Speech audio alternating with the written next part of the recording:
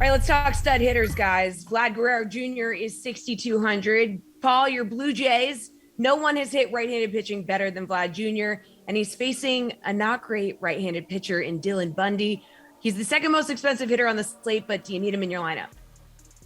Sure, you can make an easy case for him, but I'm going to save you a little bit of money, and I'm going to stay away from the Jays because I don't want to sound like too much of a homer, Jesse. So I'll go to Max Muncy for $5,700. That interests me because he comes into this game in the middle of a potent Dodgers lineup against Cal Gibson and the Phillies, and is enjoying his own 12 for 42 run in his last 10 starts. Meanwhile, Gibson has struggled with control and has a bloated 137 whip in his last 10 outings. It's the hot batter versus cold pitcher thing, and you know where I land on that one. Sterling Marte for $5,700 is another compelling pick in this range, and he's batting .400 over his last 45 at-bats as part of a 1.015 OPS in his last 10 games. So I like him. And finally, I got to say something about Blue Jay. I was kidding. Speaking of hot batters, no one is hotter than George Springer with his 13 for 40 most recent streak. That includes 8 extra base knocks in the last 10 games. I talked about Bundy's recent struggles earlier. You get this match for Springer's price range of $5,600 tonight.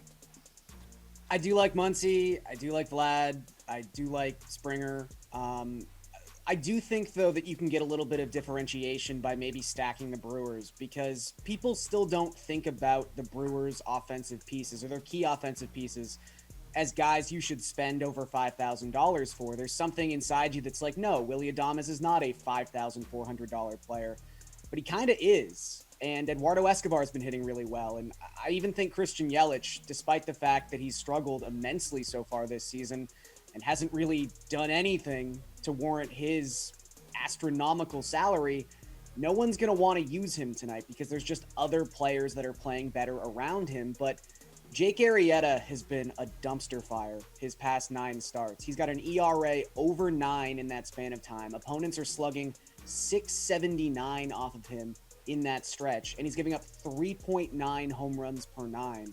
This is going all the way back to the beginning of June, so it's a pretty big sample size. I think Jake Arrieta is just cooked. I mean, on the DraftKings Sportsbook, the Brewers' team total is 6.5. I mean, they're going to score some runs in this game. It's just a matter of how much do you want to pay up for bats you're not normally paying that much for, and I think people are going to be a little scared to do it, so I will be stacking the Brewers.